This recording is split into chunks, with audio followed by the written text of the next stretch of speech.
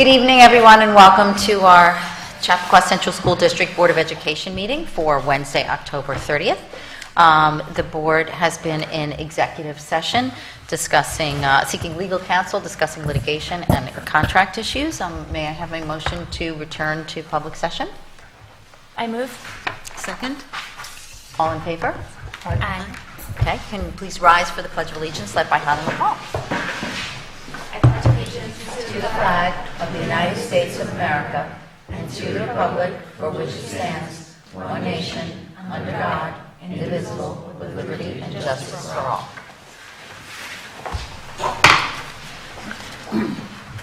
Okay, I just want to get to my president's report for the evening. I would like to start this evening with the president's report, and I wanted to, first of all, just hit on a couple of items that have taken place. I really want to thank the PTA for sponsoring the Mark Brackett event on social and emotional learning, which took place on Monday, October 21st. We had a really great full house. The breakout sessions were really well received. We've gotten a lot of positive feedback. It was a great event, and we really thank the PTA for their collaboration with the district on this. I think everyone got a lot out of that. So I also want to thank the PTA for their kindness on recognizing our Board of Ed members. Last week was Board Recognition Week, and we got a lovely gift. We got flowers from the administration, so we just wanted to tell you all we appreciate the appreciation. Thank you very much. Okay. I also wanted to mention that the board took our first of 2 building tours yesterday. We go around to all of the schools to check on the facilities and get updates on construction. We went alongside our superintendent, Christine, and John Chow, and it was led by Joe Gramando, who's our unbelievably fabulous head of facilities. And yesterday we went to West Orchard and Roaring Brook and Seven Bridges, looking at the state of each building and all the new spaces, and we are continually amazed at how incredible our schools look, how the new spaces have transformed our schools. And we got to take a tour of the STEAM Center in the basement of Seven Bridges, and that'll really knock your socks off. You'll get a little preview of that tonight. If you haven't gotten a chance to look at that, I hope you will, and we're going to have one at Bell as well that you'll get a glimpse of. Our second tour will be of Grafflin and Bell and Greeley, and that will take place on November 15th. Also upcoming on November 4th on Monday night is the Horace Greeley Scholarship Fund Spelling Bee. So please be there for this great event, which is run by the SHARE students at the high school. I'm not sure what year is this, maybe the 6th, 7th, 8th year? It's even more? 10 years, wow. There's great teams. We'll see if someone can beat Helen Harrison and her team, who seems to win all the time. We're winning this year. So you're winning this year. So I hope everyone will come out. As you know, the funds go to support the Horace Greeley Scholarship Fund and provide scholarship money to our Greeley grads. I will touch on some items just briefly that will be in our consent agenda for tonight, but before we go back to that, I did want to mention that the annual New York State School Board Association convention was held at the end of last week, Thursday through Saturday in Rochester. Christine and Tony attended and actually presented there, so I'm sure they'll speak about that, but I also wanted to mention that Holly and Vicki were there on behalf of the board, and I wanted to give them a chance to say a few words about the convention. Do you want to go first? Sure. So I wanted to thank everyone for being supportive and allowing us the opportunity to go to Rochester and meet with fellow board members and superintendents from across the state. I have to admit, I didn't really love the city of Rochester, but the learning was great, and the company was as well. I went up a little bit early so that I could attend a communications conference before the convention started, and it was about a full day, and the topics were emotional intelligence and using that to drive better decision making. And Mark Brackett and Scott Levy were there from the Yale Center for Emotional Intelligence.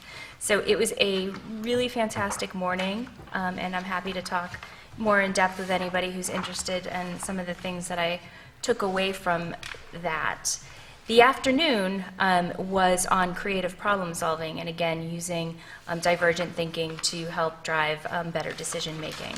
And so we practiced in the room doing some divergent thinking and learning how to then refine those ideas back down. So hopefully we can leverage some of these tools as we approach some of our decisions coming up in the future. We listened to Closing the Skills Gap. I think some areas of the state are experiencing much more of a challenge with producing graduates who are meeting the need for skills in their areas. While it was nice to hear the speaker, I didn't really take too much that I felt like I wanted to apply back and share with you guys. On Friday, I went to some education sessions and did some networking. I attended a session on crisis communication and social media, and I believe Christine was there as well. As we've waded into the social media space as a district, I think there was some valuable information about some tools we can be using and some things to think about.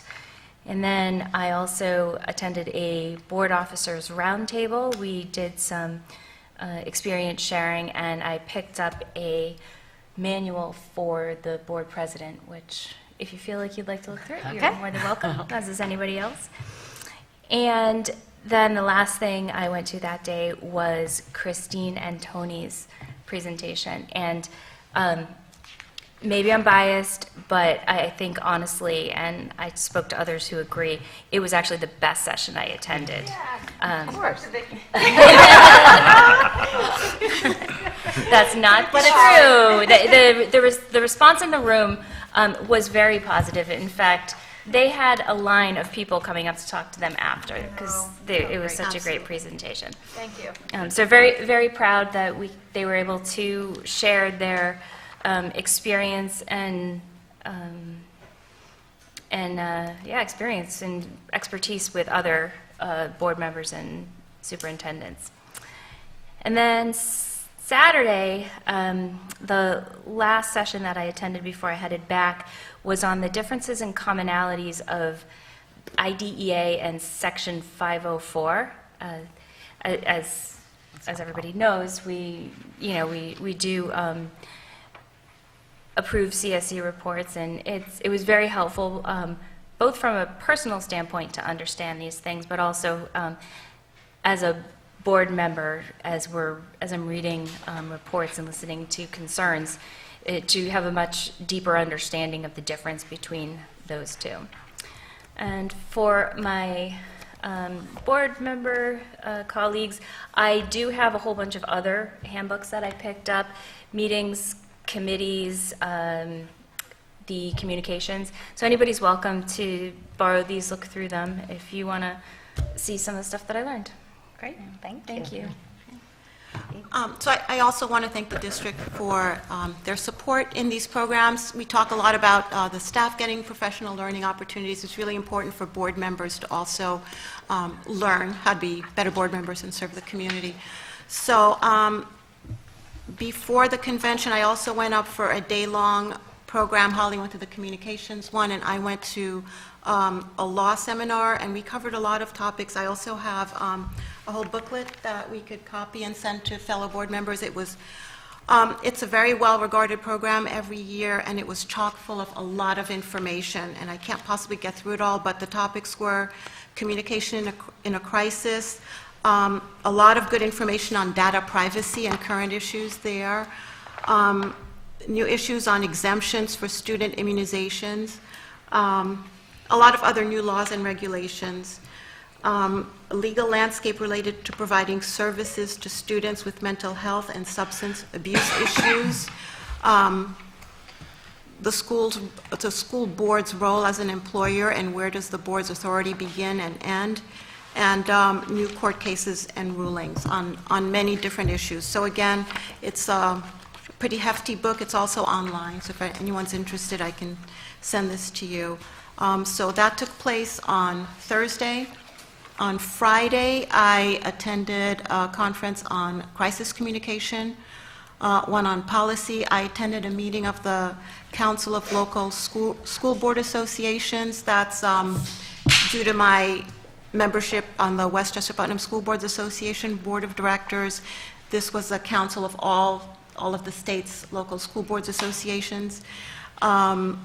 I heard the chancellor come and speak. She addressed the conference. Most of the questions for the chancellor were about the, obviously, the state ed commissioner stepping down, and now the interim state ed commissioner also stepping down, and what was going to happen at state ed. And they're simply undergoing a search process. They're hiring a search firm to look for new staff.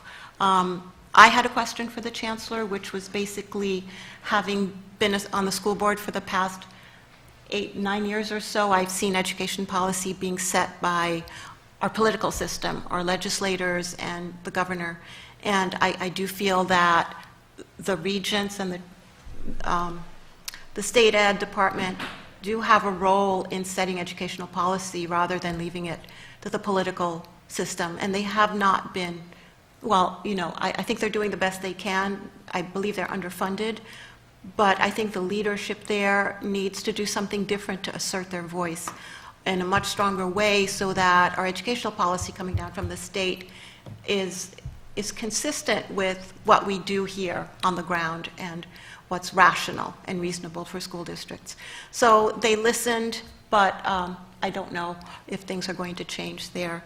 Also, I heard Christine and Tony do a presentation on basically how to communicate what a school district is doing, communicate to the community, which is so important because as great as the work that goes on here is, if people don't know and understand, then they can't really evaluate.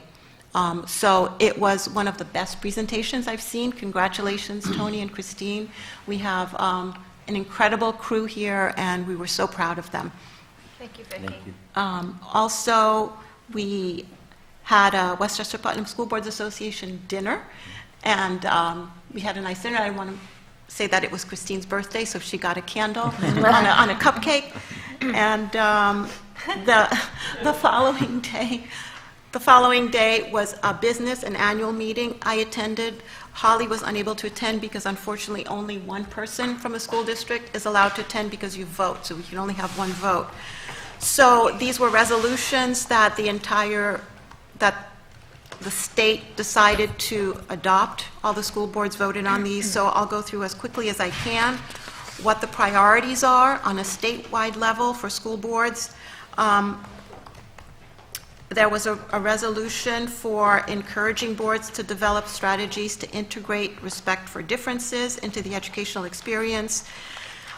There was a resolution for the School Boards Association to support the full restoration of state and local tax deductibility.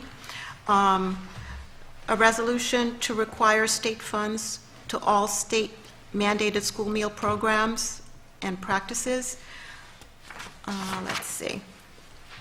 A resolution to create, for the School Board Association to create a task force to study the aspects of the special education system and make recommendations for the future of special ed delivery in New York.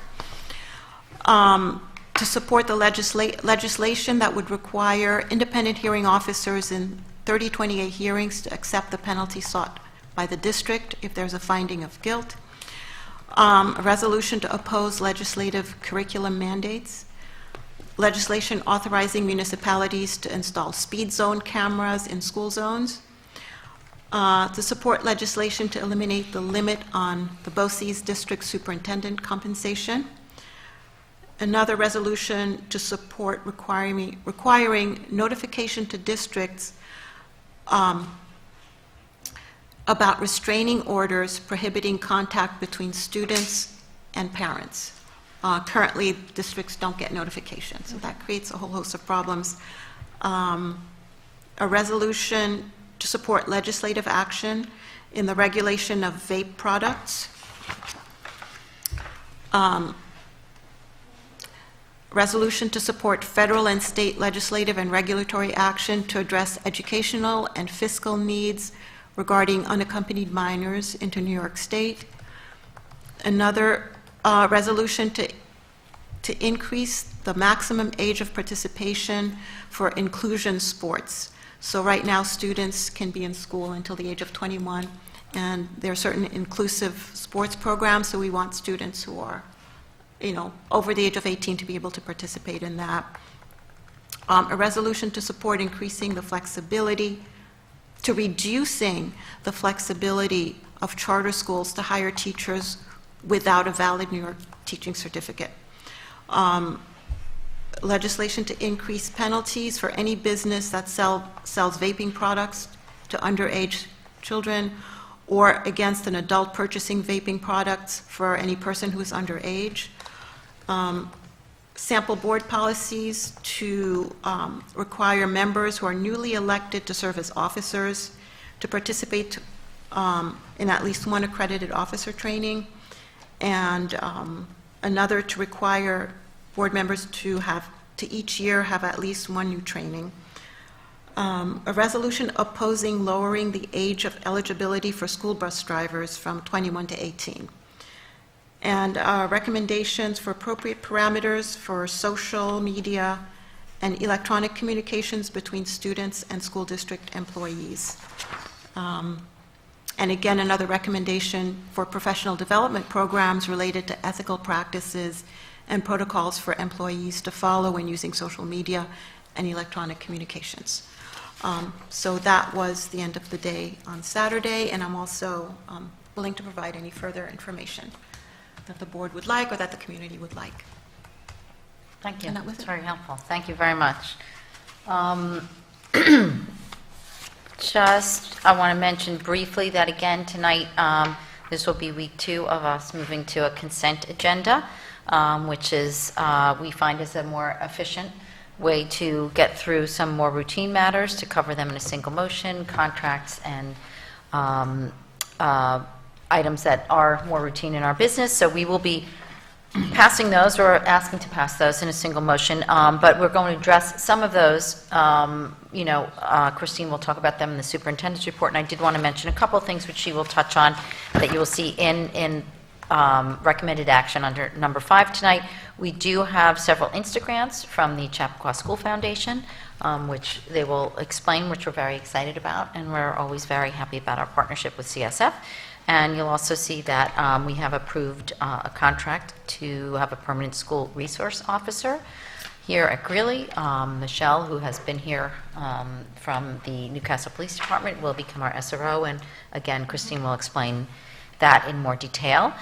And then I have one motion tonight. I would need a motion under 1.11 to approve our amended 2019-2020 Board of Education meeting calendar. It is pretty much the same, except we have changed our last meeting of the year. I believe it should now say the 23rd versus the 24th, Tuesday the 23rd of June, so we made that one change. And I added the community presentations. And the community presentations. So those are delineated now in terms of what presentations will be on which date. So can I have a motion for item 1.11? I move 1.11. Second? Oh, go ahead. You'll second. Any discussion? All in favor? Aye. And that will conclude the president's report, and I will hand it off to Christine for the superintendent's report. Thank you. I just have a few updates before Josh and Adam present to the Board of Education how we're in our new centers, our STEAM centers, and our L building, and provide a update for our global learning centers in the elementary school. So first, as Jan had mentioned, next week is our spelling bee. So if registration is closed, but hopefully we'll see a lot of our community members there supporting our kids and our students and our teachers and our parents as they participate in the spelling bee next week. We're really excited about that. The next day, we have our superintendent's conference day. As our elementary parents know, this is parent-teacher conference time, and we often have a superintendent's conference day on election day. So we have Bob Dillon, who will be keynoting in the morning. He's the author of The Space. He's been working with us throughout the district. And also, there's an opportunity for our middle school students to participate in the Young Writers Conference. There's a couple spaces left, so if people are interested in having their children participate in that, they should sign up as soon as possible. I wanted to share that last night I had the opportunity to see John Halligan speak at the middle school to our parents about social emotional development and how to support our kids as they make their way through the middle school years. And he shared his very personal and tragic story about his son and what he's learned from that experience with our family. So I want to thank the PTA for co-sponsoring that with the district for our middle school families. And as a middle school parent, it was really helpful for me to be able to attend that session. I want to congratulate our cum laude students. They were inducted yesterday. We had 166 seniors that were honored, and we have 13 students who received the valedictorian honors yesterday as well. So we look forward to the creative speech that will take place on graduation. But again, congratulations to all of our students. And I do want to mention that our grading system is changing based on some decisions that took place prior to my arrival. And it's anticipated at the December meeting that Mr. Crucilia will be updating the Board of Education on what those changes mean for the high school. Okay, I wanted to share with you, today was the first meeting with the athletic department and stakeholders within the athletic community as we start to develop a strategic plan for our 7 through 12 program. And Jonathan Costa, who worked with the district on our overall K through 12 plan, will be leading that effort on behalf of the district office with our athletic community. So we look forward to his process playing out to give us our target areas in terms of how we'll be moving forward in our athletic community. On the agenda tonight, we have a contract, and I want to talk a little bit about Dr. McGruff and her services. So I know on social media, and I've received a few emails from some parents with questions around our testing protocols. And so I think we're going to take this opportunity to have a consultant come in and give us some feedback on our special education program and our practices. So the board had the opportunity to meet with Dr. McGruff and talk with her about her qualifications, which are extensive. I mean, she's a clinician. She's a certified special ed teacher. She's been a special ed director. She's now a sitting superintendent. So she has extensive experience. So what we're asking her to do within her contracted services, and I'm just going to read it right from the contract that's presented to the board tonight, is that we're asking her to conduct a review and analysis of our special education testing procedures and protocols, conduct a review and analysis of identified evaluations to determine whether or not they were administered with accuracy and fidelity, provide recommendations as appropriate to improve district evaluation practices, provide recommendations, professional development as appropriate to improve district evaluation practices, and provide an oral interim report to the Superintendent and Board of Education as requested, and then present a final report to the Superintendent and Board as requested. So I see this as an opportunity. Always, we work with consultants on all different aspects of our program, whether it be reading, writing, math, science, foreign language. So this is just another opportunity to have an expert in the field come in and give us some feedback.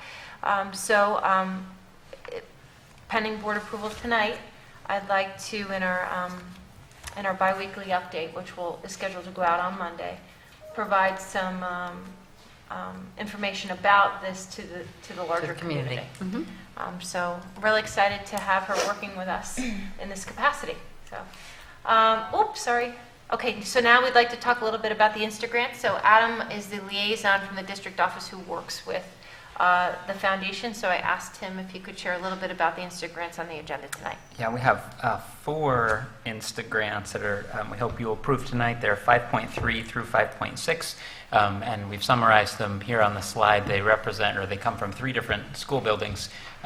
From Horace Greeley High School, we have Ms. Irizaria, Mr. Warren have submitted 2 Instagrants. One of them is for dry erase tables to increase the active learning in the classroom, and the other one is a neat Instagrant on funding a mobile library, a Spanish literature library, and it'll be on a cart so they can move it from class to class so students can engage in resources from the cart. So both of those grants came from Horace Greeley High School.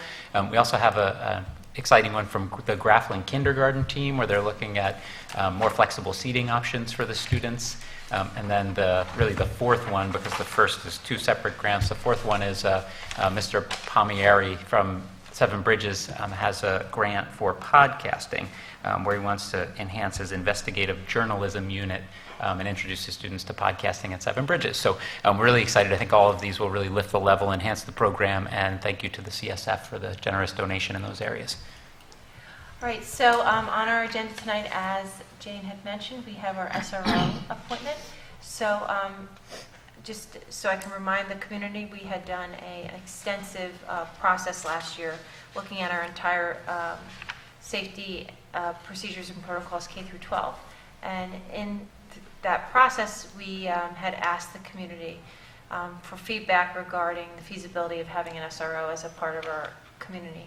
I'd just like to remind everyone, since last year, we've had Michelle on campus supporting us with our safety and security right after Parkland took place. So some of the feedback that we received through the survey process from our parents and from our teachers and from our students was for support for this position to be leveraged in a way that was more educationally based. So it was a recommendation from the safety task force that was made up of all kinds of constituents, including experts from the field, our students, our faculty, we had board members, our administration. It was a recommendation from that task force that we move forward and have an SRO as a part of our high school on a permanent basis. So the Board of Education and the Town of Newcastle came to an agreement on a contract that would allow us to move forward with having an SRO on campus, because this is it's like almost like a dual employee. While the person works for the Town of Newcastle, district supplements a part of their salary. So once we came to an agreement on how that arrangement would be executed, Mr. Crescilia and the chief went through an interview process, and Michelle, who has been the person who's been on campus since 2018, is the recommended candidate tonight to the board to serve as the SRO in our district. So provided her appointment is accepted, we'll be sending out a joint press release to the Greeley families, students, and faculty, and then we'll be placing that on our website. I'm sure the Town of Newcastle will also put that out through their own communication channels, and then in our bi-weekly update that will go out next Monday, we will put a piece in there on her so the entire community knows that she will be supporting Greeley, and then we'll link to the press release that we'll send out tomorrow to the high school families. Right. Is that it? That's my last slide. Okay, great. So now, Josh, if you could come up, we're going to transition to our presentation tonight on our spaces and how our teachers are using them. And while Josh is transitioning, I would like to share that our field hockey team won today. Yes. And so they'll be playing on Saturday, and we're Sectional really finals. excited for them, and we're optimistic that they will be victorious and they will continue on. So congratulations to our field hockey team. So Adam, did you want to Yeah, I start? can do a little lead-in while Yeah. Josh builds this out. So I'm fortunate to have Josh here present with me tonight.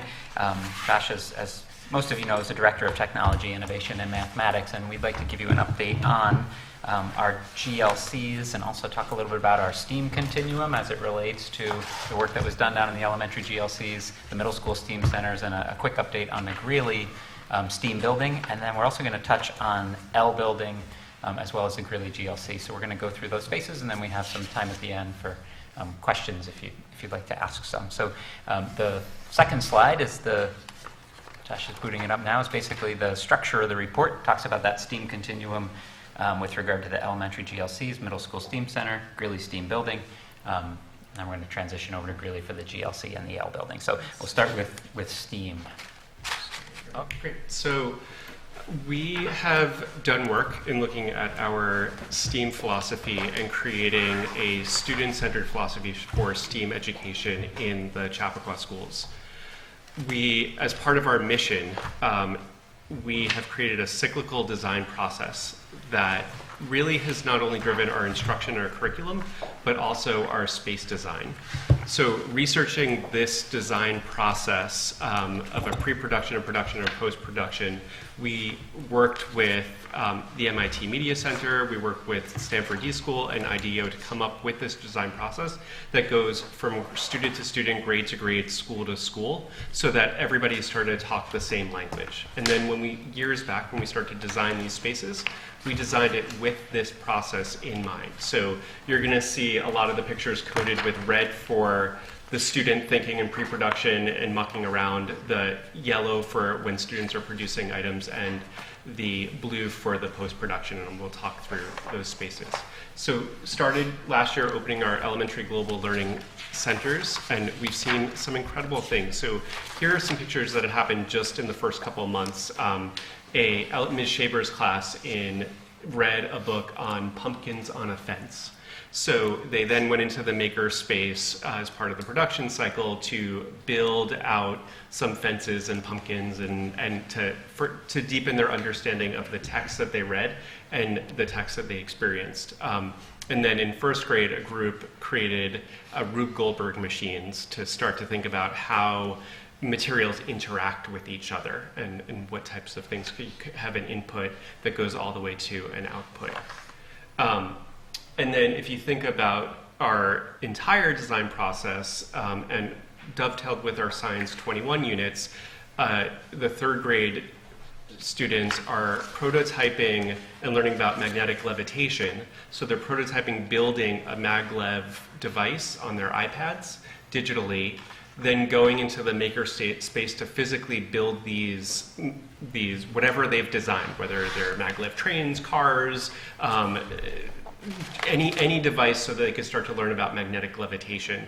And then afterwards, they've been videoing how their devices ran and worked on their iPads, uploading them to Seesaw, and using Seesaw for their reflection. So going through the entire design cycle in the GLC.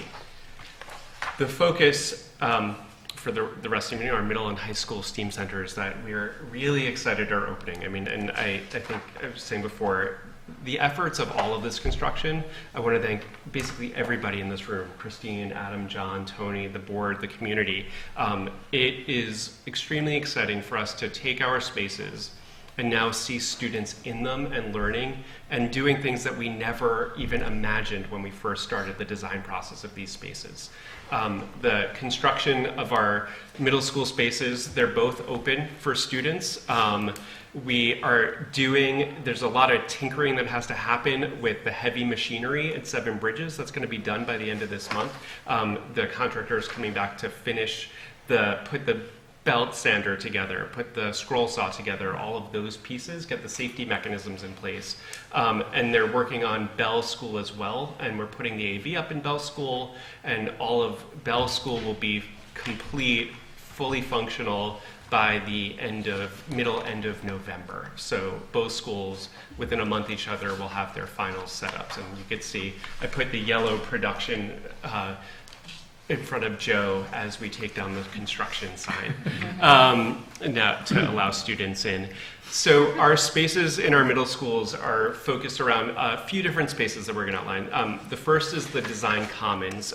Both Bell and Seven Bridges have spaces with pretty powerful computers for students to be doing digital design in, designing in CAD, designing in Adobe suite of products, designing the Microsoft suite of products. We also put in a campfire space, and you see this in a lot of our designs, which really have become these low-stake places for students to present things in. They feel really comfortable. They feel really almost living room-like for students to present the work that they've learned in. Here you can see Bell students here were working on a science project that they were learning about different variables of how much Alka-Seltzer can go in a bottle versus how much of a liquid and what type of liquid can go in a bottle. So here they're working out their designs to decide how much of each piece do they want to put in their bottle. They're making some predictions and hypotheses, and then they went outside, they built them and went outside and tested them.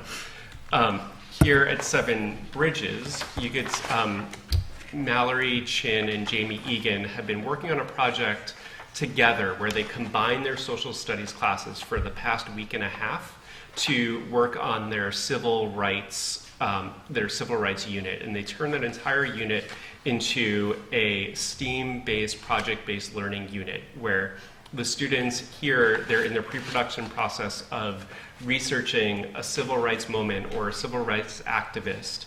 And then they started prototyping, building monuments for that idea or that person. And they started building today, actually.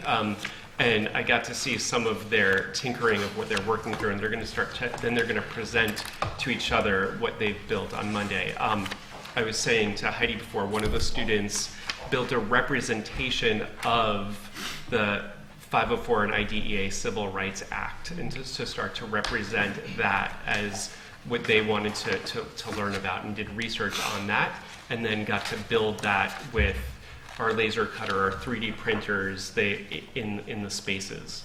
The fabrication shop here, these are probably the most incredible fabrication shops that you're getting, and high tech that we've ever seen in all of our studying.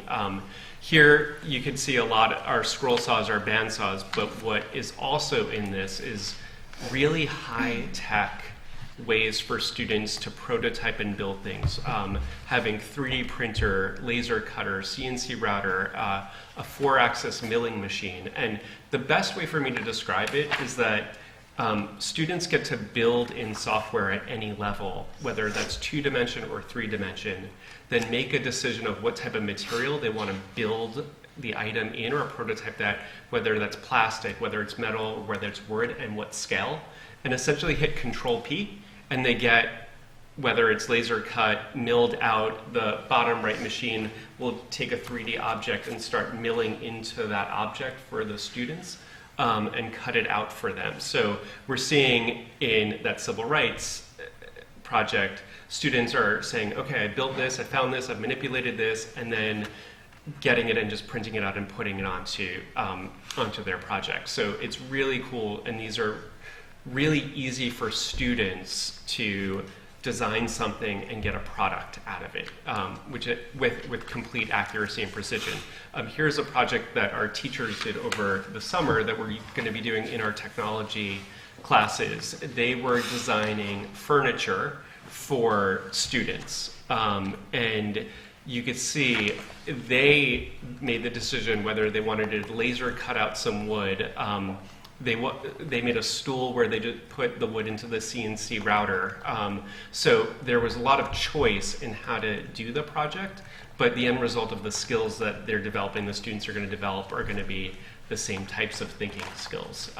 One of the big tenets of our STEAM program is that we don't want people, students and faculty, just going out and finding something and hitting Control P and building it. We want them designing it and thinking through that whole entire design process and build the skills that are important for the future.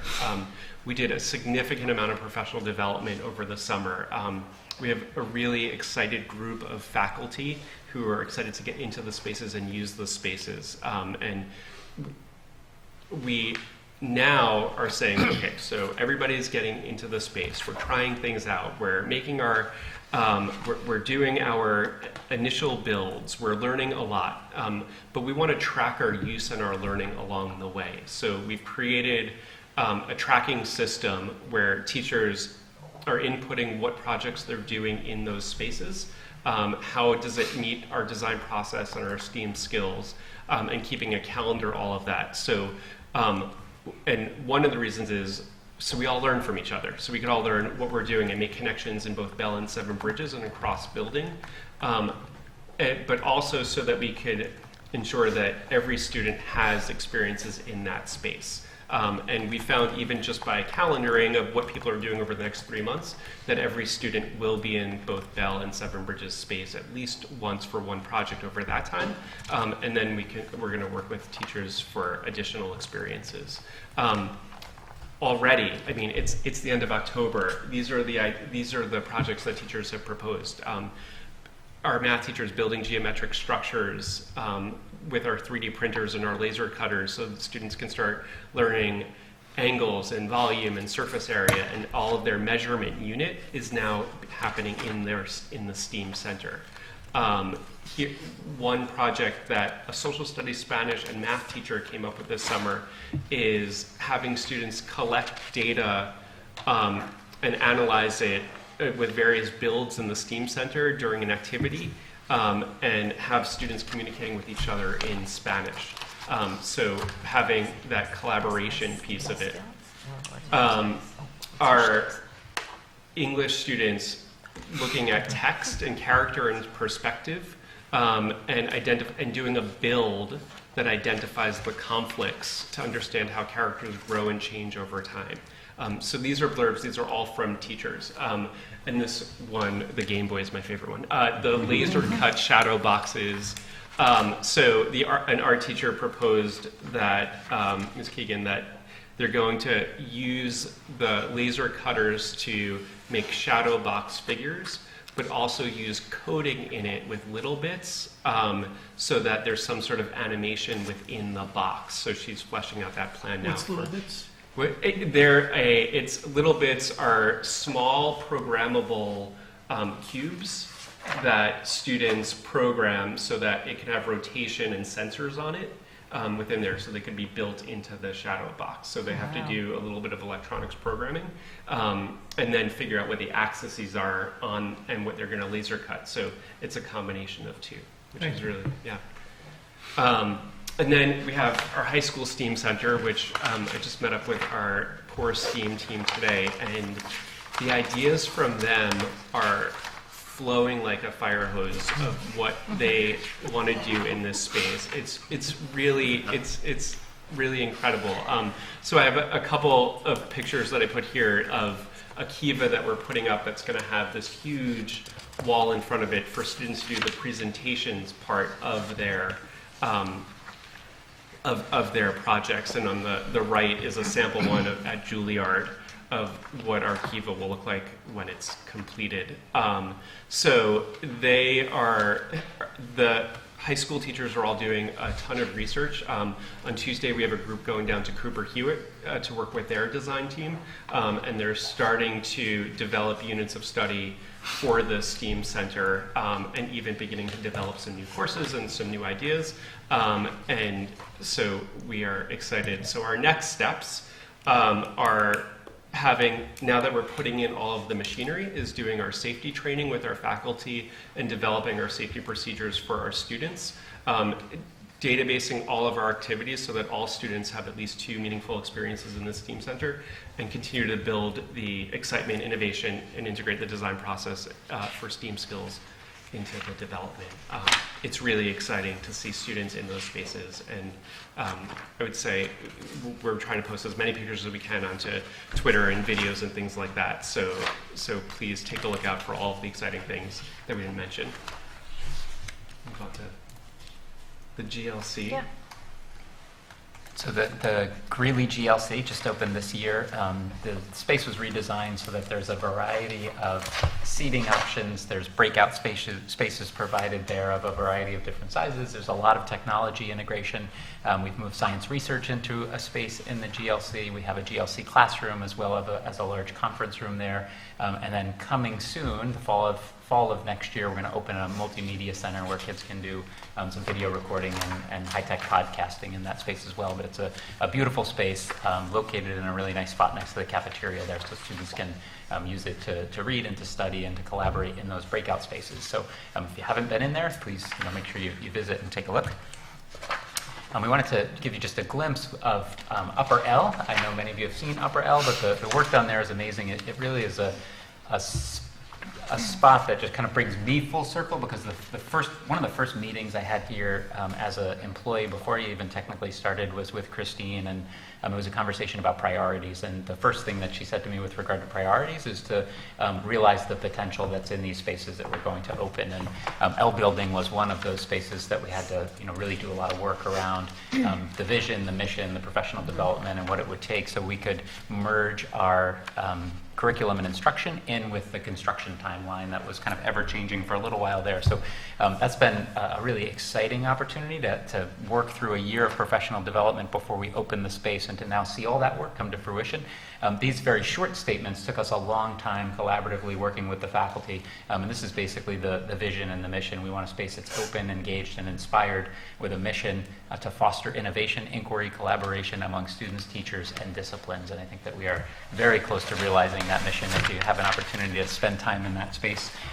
We've included a couple of pictures just so you can see those spaces with students in them. We really used the iLab as a springboard, and thanks to the CSF for their work years ago in helping us open that iLab, it became a professional development space for us to really learn how to use a flexible space like that. And then L Building is kind of like iLab 2.0. So we had that training ground in iLab and then could transition it in. We worked on a professional development arc that actually is still there, kind of pushing our thinking with regard to how to use that space, seeing new lesson design every day. And an added bonus of that space is that teaching and learning is very visible to other teachers, so they can really learn from each other and collaborate and share best practice in that space.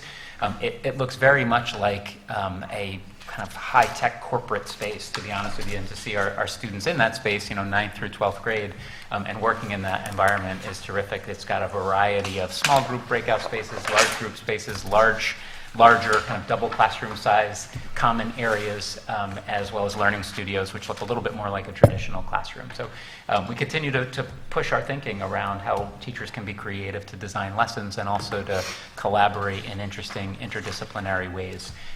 We have students in there, I think pretty much every student at Greeley has at least one class in there, because we have the majority of English 9 and 10 in there, as well as the majority of social studies 9 and 10. So we have many of our 9th and 10th graders in there, and then we have several upper class electives in there in English and social studies. So many of our kids get the opportunity, and going forward, because all of our 9th graders and 10th graders have been in there, all of the students will have time in there as they kind of cycle up through the grades at Greeley.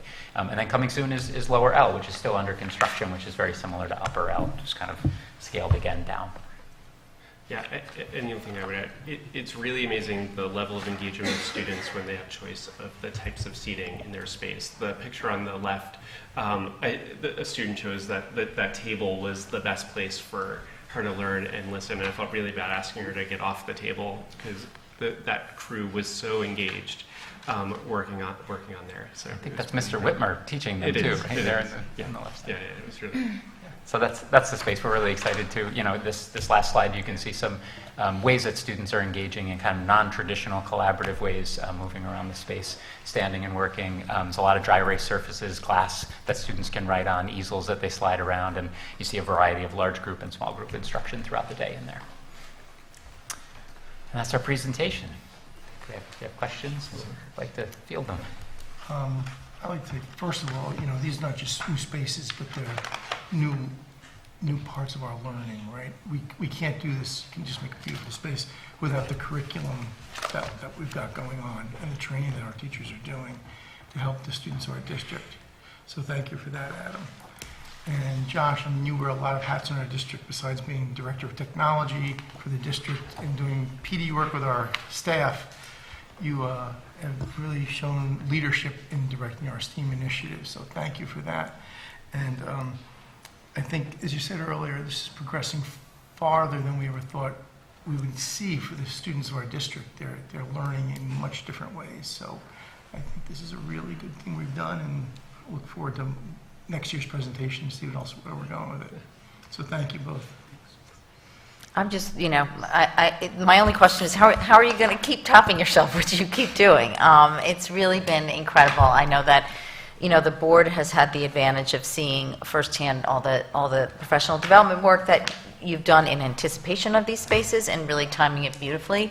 We're looking forward to another tour of the high school facility. Some of us have seen some of them, but just our recent tour yesterday, seeing that, that vision in Seven Bridges, all of us, I think, can we please come back to school and get to use these spaces?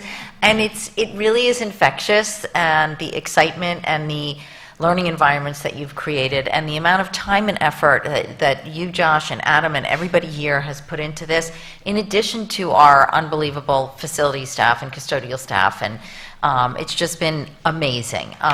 So I know we've had to wait for certain things like the Global Learning Center at the high school. I think when people see it now, they understand that, sometimes things can't be done exactly on schedule, but there's a greater good, and there's really so much, learning and innovation going on in all of our schools, and we're just incredibly lucky, and we're lucky that we have you guiding us through it. So thank you very, very much.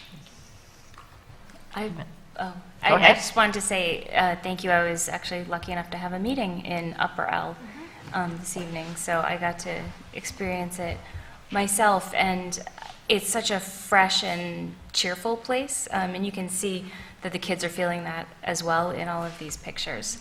So I am very excited and honored to be sitting on the board during this time. Thank you very much, guys. I feel kind of speechless. I think Jane said something in the president's report that really resonates. She said if you walked into this STEAM lab, it would knock your socks off. It does. It really does. I don't know how pictures can do justice. I wish the community could go in groups to see what these spaces are like, what it really feels like to be in the spaces. And just thinking back on this, I just have to say, I just want to recognize all the people who were here way back when this first started. And we would be remiss not to remember, when this started, really years ago. And when we see these spaces now and we hear all the wonderful things happening in them, it's very easy to say how wonderful it is that we're in a district like this with so many advantages, doing such hard work, really forward-looking, cutting edge, et cetera. But as administrators and as a board, as leaders in the community, we've got to know that it's really not always easy, that when you push for progress, you have to have a vision to start, and it's very hard initially to pull people along. So it was not easy at the beginning. People, didn't have the benefit of being on the board, being on the administration, to really know what we were talking about, and I think that things were communicated and described in the best way possible, but it's hard. People are visual creatures, and it's hard to understand where things are going. But you really have to do, it's a heavy lift as leaders in the district to continue progressing. And this is absolutely fantastic. It's magnificent. We have to thank the community for supporting this financially. But, and I want to thank the previous administration and previous board members who were here as well for having the vision and, frankly, the fortitude to push this forward when people, we, as usual, we did get a lot of criticism for it. But you have to push forward when you have a vision and things are hard. So I want to thank the people who were here before, and to give all due regard and thanks to all of our current administration and board for implementing this in the best possible way. I don't think we could have expected anything better. I'm very grateful and thankful to all the work you've done. It's been really seamless. And when all of this is said and done, we continue to push for continual improvement in this district. We will have all the spaces, and we really cannot rest on our laurels. Again, it's been our district philosophy for many, many years that we continually progress. So we have to think forward always and consider, now that we've had these spaces, where do we go from here? Now everyone's doing this. So there's always movement and progress in society, and so we'll have to, continue the heavy lift of thinking forward and continuing to progress, because that's what the district is all about. So thank you so much. We appreciate everything you're doing, and you do it so well. Thank you. I just want to echo the thanks and just say this is a really exciting time to be a student in Chappaqua. Like, I got to go tour some of these spaces at Greeley and at the middle schools, and it's amazing. And I think that if any of us, when we were school-aged, would have thought that this school would look like today, we would have been very skeptical. But it's it's the spaces are amazing, and what you're doing with them, much more importantly, is really amazing. And I think that it's exciting for the kids, the students, and it's also exciting for their parents to watch what education is today and to learn along with them. So I think it's really great, and thank you. And the other thing I would add is, now looking back at the strategic planning that we worked on, you see how this fits in to that plan. And you've made it fit in, and it's, these are spaces that our students are going to be working in when they graduate from here. Their college classrooms will look more like this, their workplaces will look more like that, and they're prepared for the type of work that they're going to be doing and getting used to working under these circumstances in these spaces. And so their transition as a result will be much more seamless than it would have been if we were doing, sort of makeshift attempts at STEAM in classrooms that didn't really work for them. So it's a huge benefit to all of our students. For Holly and Hillary and people that have younger children coming up through here, it's thrilling. So I'm excited for you, and I know that the great work will continue. So we can't thank you enough. You've done an amazing job. Can I just say one thing? So when I first arrived here, Josh was a teacher, right? And so I had the opportunity to promote or leverage an administrative position and hire Josh in that role. And one of the things that we had talked about was Josh was the only person left from the original team that envisioned what these spaces would look like. And at that point, we weren't prepared to hire an assistant superintendent for curriculum because I was new to the district, and I really needed to understand, and thank you for giving me the opportunity. I needed to understand what kind of person we needed to come in here and help support the work, right? So I just need to begin by really thanking Josh for taking on such an enormous task, especially under the conditions that we were dealing with. As a new superintendent, if I didn't have Josh in that role, we might be in a different place today. Right. And then the highest priority in terms of hiring our assistant superintendent was finding someone that could be a partner to Josh in this work. And I can't think of a better candidate than Adam. And I think what you see up there today and what we see in our school community is a direct result of their partnership and leadership. So that just is a nice opportunity for us to really thank both of you for being the instructional leaders that you are, that we're able to leverage the spaces in the way that we are for our children. So thank you both. Well, Christine, I think a lot of thanks goes to you as well, because it's really because of you that I just know how to hire. that we have this really awesome team. So Thank you, Vicki. you are definitely a big part of that. So thank you, We're Josh all very and Adam, lucky. for this was amazing. comprehensive Thank you presentation. very much. Great. It was great. The other thing I would say, Christine, is you were saying where are we going next, and I think you've got vision on that. And that's, I think, one of the reasons we were looking toward you, because when we were looking for superintendents, we were looking for someone who could execute what we've done, but where we, as Vicki was saying, where we want to go. We're looking forward thinkers. Right. So thank you. You're welcome. We're in a great place because of the team we have working with our faculty. So it's great. Thank you. All right, and that Amazing. concludes our report. All So right. thanks. Thank you, Josh. Thank you, Josh. Thank you, Adam. We're going to move on to committee reports. Ooh, is that okay? Oh, Any damage? Moving on to committee reports, I will just briefly start off with the Communications Committee. Holly and I are members on that. And at our last meeting, we talked to you about the fact that we were looking to hire a consultant to help us with our district-wide communications in terms of pushing out all the positive information, like our new spaces and what we're doing in them, upgrading our e-blasts, increasing our social media presence, and maintaining connections with the community, with the local news outlets, etc. We believe that we have that person, and we're hoping to have that person hired and pass a contract for that. Again, it's a consultant basis to assist David Hayes and our communications department. We're hoping to have that on November 13th for approval. So we will keep you updated on that. Also, in terms of just improving communications in general. This is something that we had mentioned earlier that we discussed during our retreat this year, that we've thought about ways that we as board members can connect individually with the community, and we are going to be scheduling a work session to talk about that and discuss the possibility, perhaps talk about having some office hours, in essence, for board members. As we always make ourselves available, we want people to reach out to us via phone, via email, but we're thinking of, again, expanding that so that people can communicate with us more readily. So we'll let you know. We're going to schedule that, and we'll keep you posted. Other committee reports, facilities, Policy.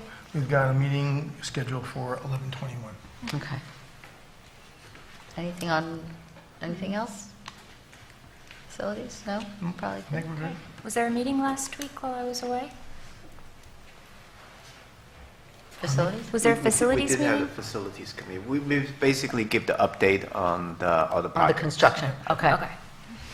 Okay. So, public comment period. As you know, we welcome public comments, and just to be respectful of each other's time, we ask you limit any comment to 3 minutes. As I said earlier, board members can always be contacted via phone or email, and after the public comment period, board members may have a discussion among themselves regarding any comments that were presented. Is there anyone that would like to make a comment this evening? You can come on up to the microphone, and state your name. That would be helpful. Thank you so much. You just have to pull. Just pull it up and raise it so it's comfortable for you. Good evening. Hi. Is this on? Mhm. All right. My name's Christine Gabbard. My daughter is a student at Bell. And I just wanted to express my concern about not being able to meet with teachers at any time. The policy there is that you schedule an appointment to meet with teachers to discuss your child's progress in school. And my experience last year, because I'm a teacher myself, obviously my hours coincide with their hours to meet. And so last year I had one day in which my school was not in session, and Bell was, and I asked if I could meet that day, and I was told that that was not possible.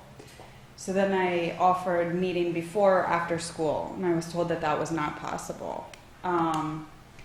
And then I was told that we could have a phone conference, and they offered 2 times during which I was teaching, and I said, I teach at both of those times. And they said, then how about an email?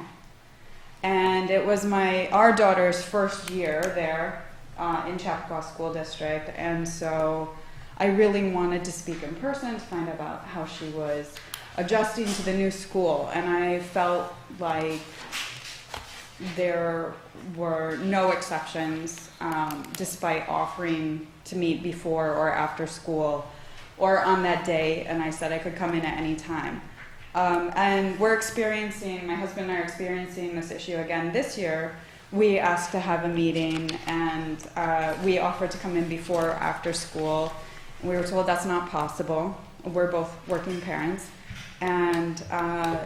But then we were told that the assistant principal, Mr. Doyle, or the guidance counselor could meet with us before or after school, but it was not possible to meet with the teachers. And so I feel that because there's not an evening conference or any designated day, that it makes it very difficult for working parents to be able to speak to the teachers. The conversation you have over email or even the phone is not the same as when you're meeting in person to discuss your child's progress in school. And so my hope as a new parent to this district is that that could be considered, that parents are not having that opportunity, particularly for working parents, to be able to come in and speak to the teachers and see the classrooms and see the work. I would love to see the makerspace in the L Lab, or I'm sorry if I'm not saying that correctly. I would love to see these spaces, and I'm not able to. So I just wanted to express that concern. Thank you. Thank you.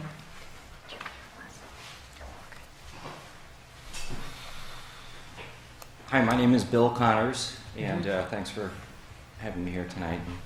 The STEM presentation, or STEAM presentation, was great, so I enjoyed that. I've been in Chappaqua since 2001. The sale of property is what I'm here to talk about. I was following it along the way. I had several informal meetings with John and some of the other board members. I've been following all the information from the school district, the communications. I read the budget, the board referendum. I have watched many of the meetings online afterwards. Then about 2 weeks ago, the property came on for sale, and it came on the market at an asking price of $3.5 million. And I was just blown away a bit of what the heck. I mean, it's completely different from everything that's been said to me all along. And so I've got some pretty significant concerns regarding the transparency of information provided by the board relating to this topic, and also the whole way in which the information about the property has been communicated. I know there have been meetings about the property itself, about the planning board, about all that, but the numbers that have been shared straight along the line have all been different. But regardless of what number that's been put out there, they've been significantly higher. And I think having the board make a decision that's just a sole decision by the board to make a determination that the property should be sold, I think using all this incorrect information is just not right. And I think that I was sitting trusting that all the information was what I was told, or at least ballpark. No one knows what the market's like. No one knows markets go up, markets go down. But initially, meeting with the board through the informal meetings, I was told the property, and not just me, the other people at the meetings, were told the property would go for $6-7 million initially. That was kind of confirmed along the way. And then there were a couple things like, well, it's about 95% of the property value, because there are a couple of small pieces. So, but again, $6-7 million is what the proceeds would be from the property. We were told that there would be, initially, again, I know the numbers have changed because the project it's been a long time, long road on the project, but there would be 7-8 houses initially. And the facts are materially different. So now the proceeds are the asking price, $3.5 million. Sir, we would have to. Okay, I'll get to my point. No, just to be fair to everyone who does speak, we can discuss to extend your time for 1 minute. We would have to agree on that, and then we would have a final cutoff on that. We just try and be fair to everyone. Okay, I understand. You'd have to make a motion Yeah. to extend. Okay, I move to extend the gentleman's time. I'll second it. Okay, all in favor? Aye. Okay, 1 minute, and it has to be timed, and we have to complete by then. Okay, I appreciate it. What I ask is everybody to go back, all the board members, go back and make sure that you reevaluated all the information, weighing all the facts, environmental, habitat relocation, open space, everything like that. Look at the net proceeds. Some of the landowners offered to buy the property initially. Price was way too high. Facts changed. There should have been either a referendum. We could have, the taxpayers, we could have had petitioned in accordance with the 18.4C. We could have petitioned. We didn't. The price was, all the numbers were completely off. And I don't know what you guys were looking at. I just want to make sure that you guys made that decision based on the net proceeds that are going to end up coming to the town and all the costs that have actually been incurred, including the commissions then that are going to reduce the proceeds. And I just want to make sure that you guys are all comfortable with the decision you made, and maybe perhaps you may want to reevaluate whether or not it's the bad market, give the homeowners an opportunity to go back and perhaps bid on it, or some other solution. Okay, Okay, I thank you. appreciate it. Thank I'm you. respectful of your time. Thank you very much. Any other comments? Okay. We have an opportunity to have a discussion amongst ourselves, right? Yes. So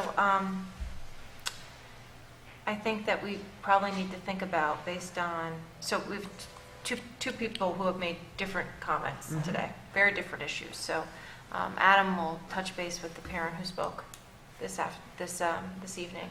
And then, obviously, I wasn't a part of any conversations that led up to the decision that the board had made, because there's two different ways that you can decide whether or not to sell property.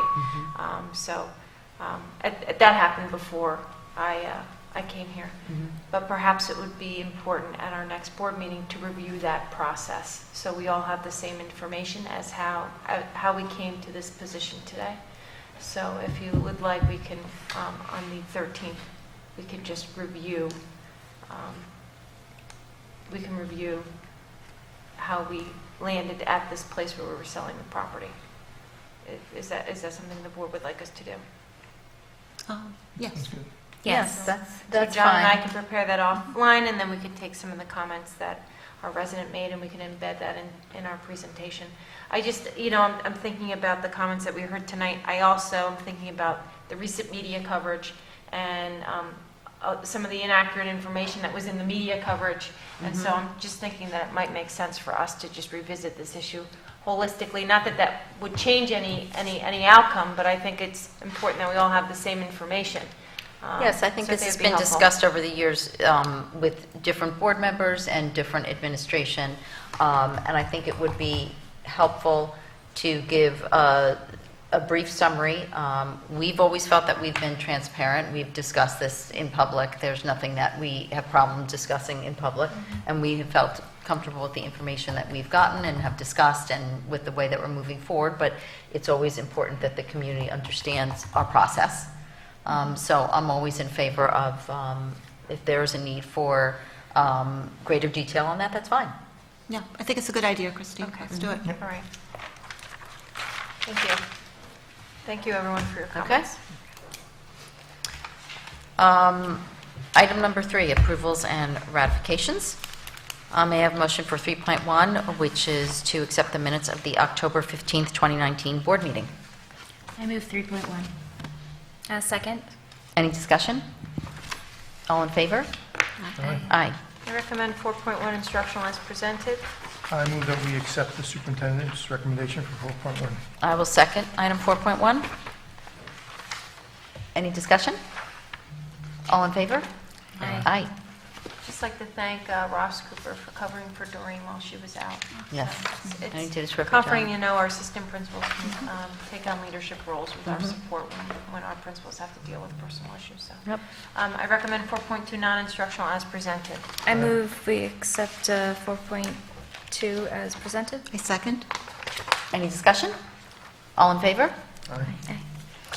Moving on to item 5, our recommended action, our consent agenda. First, I would like to ask for a motion to remove item 5.2 from the table. This was tabled at our last meeting. So move? Second. Any discussion? All in favor? Aye. Okay. So I would like to make a motion to approve item 5.0, recommended action, other items 5.1 through 5.11 as a consent agenda. Can I have a motion? I move? I'll second. Any discussion? Yes, 5.7. Yes, sir.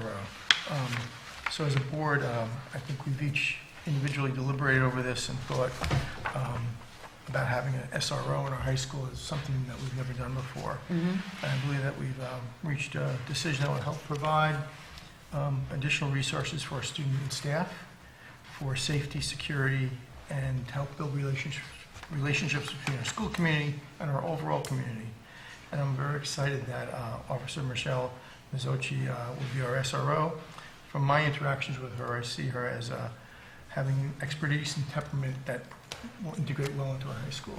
So thank you for the administration and for the town for asking her to. And thank you for mentioning that, Warren, and it is important that the community knows that we went through a very rigorous process to make this determination. As you know, we had safety surveys, we had numerous opportunities for community input on this. We worked this out with the town, with the police department, and we took this very seriously, and we spent a lot of time making this determination. We are also very happy that Michelle Ms. Ochi will be our SRO. We've gotten only positive feedback, at least I have, in terms of her interactions with all the students here. So we feel very good about this decision.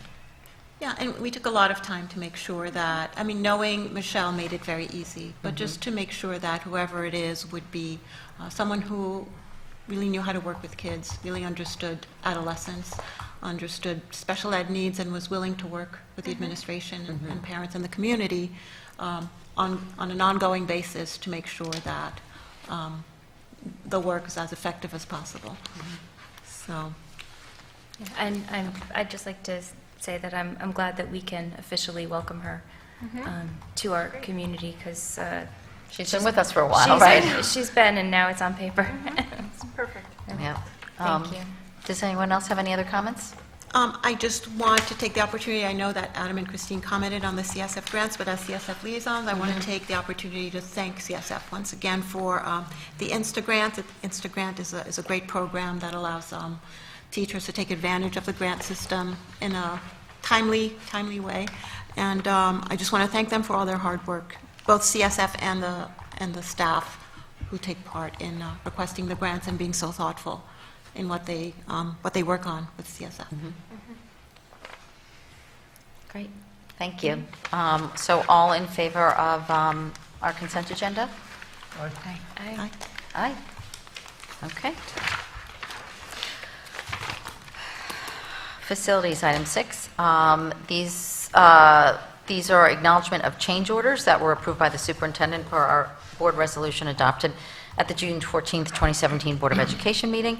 Items 6.1, 6.2, 6.3, and 6.4. These are all acknowledgements of change orders. Some are credits. It's not just increase in money, so I'm just mentioning that.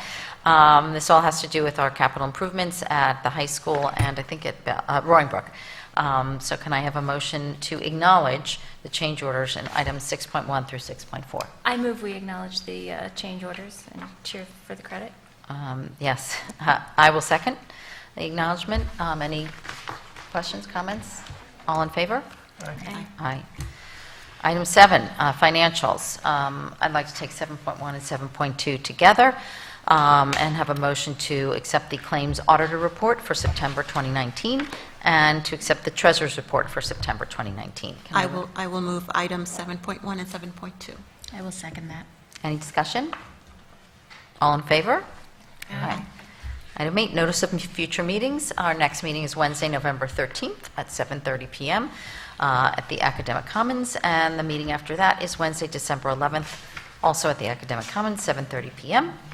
I'd like a motion to adjourn our meeting if my vision doesn't fail me at 8:58. That's correct. I will move to adjourn at 8:58. May I have a second? Second. Okay, second. All in favor? Aye. Aye. We are adjourned. All right. Thank you so Thank you. much.